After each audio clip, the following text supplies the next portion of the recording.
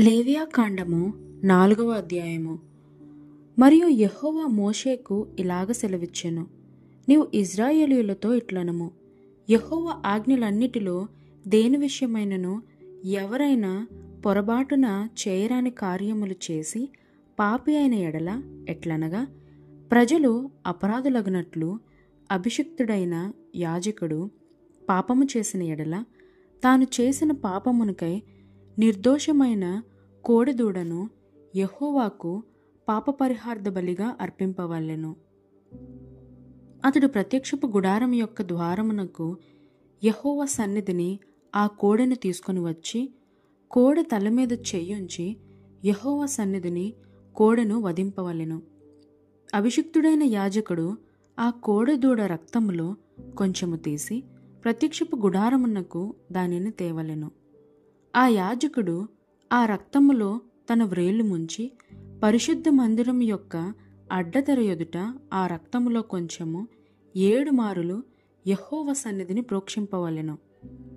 అప్పుడు యాజకుడు ప్రత్యక్షపు గుడారములో యెహోవా సన్నిధినున్న సుగంధ ద్రవ్యముల ధూపవేదిక కొమ్ముల మీద ఆ రక్తములో కొంచెము చమిరి ప్రత్యక్షపు గుడారం యొక్క ద్వారమునొద్దనున్న దహన బలిపీఠము అడుగున ఆ కోడె యొక్క రక్తశేషమంతయు పోయవలెను. మరియు అతడు పాప పరిహార్థ బలి రూపమైన ఆ కోడె క్రొవ్వు అంతయు దాని నుండి తీయవలెను. ఆంత్రములలోని క్రొవ్వును, ఆంత్రముల మీది క్రొవ్వు అంతటిని, మూత్రగ్రంథులను, వాటి మీది డొక్కలపైనున్న క్రొవ్వును, మూత్రగ్రంథుల పైనున్న కాలేజాము మీది వపను సమాధాన బలియగు ఎద్దు నుండి తీసినట్లు దీని నుండి తీయవలెను. యాజకుడు దహన బలిపీఠము మీద వాటిని ధూపము వేయవలెను.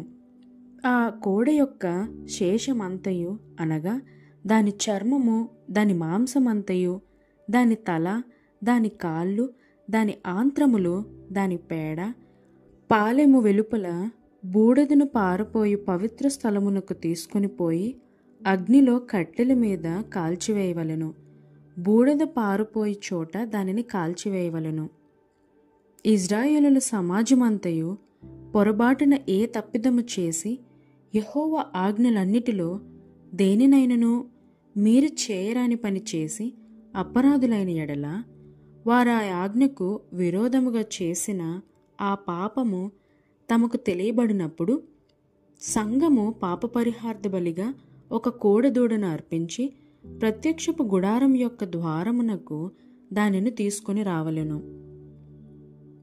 సమాజము యొక్క పెద్దలు యెహోవా సన్నిధిని ఆ కోడె మీద తమ చేతులుంచిన తరువాత యెహోవా సన్నిధిని ఆ కోడెదూడను వధింపవలెను.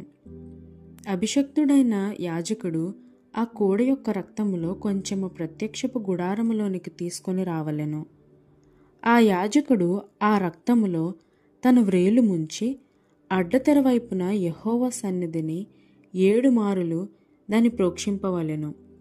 మరియు అతడు దాని రక్తములో కొంచెము ప్రత్యక్షపు గుడారములో యెహోవా సన్నిధినున్న బలిపీఠపు కొమ్ముల మీద చమరి ప్రత్యక్షపు గుడారం యొక్క ద్వారమునొద్దనున్న దహన బలిపీఠము అడుగున ఆ రక్తశేషమంతయు పోయవలెను.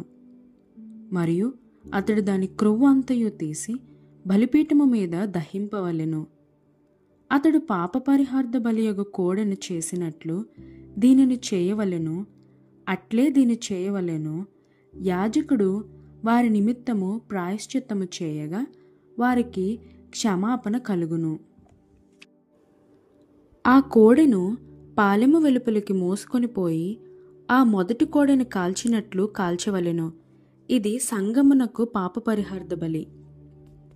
అధికారి పొరబాటున పాపము చేసి తన దేవుడైన యెహోవా ఆజ్ఞలన్నిటిలో దేనినైనను మీరి చేయరాని పనులు చేసి అపరాధి అయిన ఎడల అతడు ఏ పాపము చేసి పాపి ఆయనో అది తనకు తెలియబడని ఎడల అతడు నిర్దోషమైన మగ మేకపిల్లను అర్పణముగా తీసుకొని వచ్చి ఆ మేకపిల్ల తల మీద చెయ్యి ఉంచి దహనబలి పశువును వధించు చోట యెహోవా సన్నిధిని దానిని వధింపవలెను.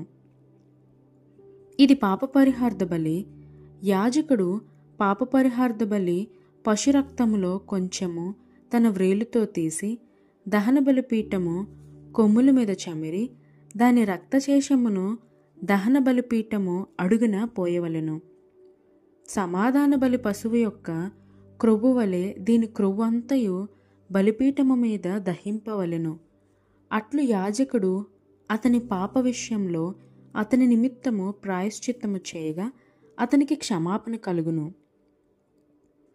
మీ దేశస్థులలో ఎవడైనను పొరబాటున పాపము చేసి చేయరాని పనుల విషయంలో యెహోవా ఆజ్ఞలలో దేనినైనను మీరి అపరాధి అయిన ఎడల తాను చేసినది పాపమని ఒకవేళ తనకు తెలియబడిన ఎడల తాను చేసిన పాపము విషయమై నిర్దోషమైన ఆడు మేకపిల్లను అర్పణముగా తీసుకొని వచ్చి పాప పరిహార్థ బలి పశువు యొక్క తల మీద తన చెయ్యి ఉంచి దహన బలి పశువులను వధించు స్థలమును దానిని వధింపవలెను.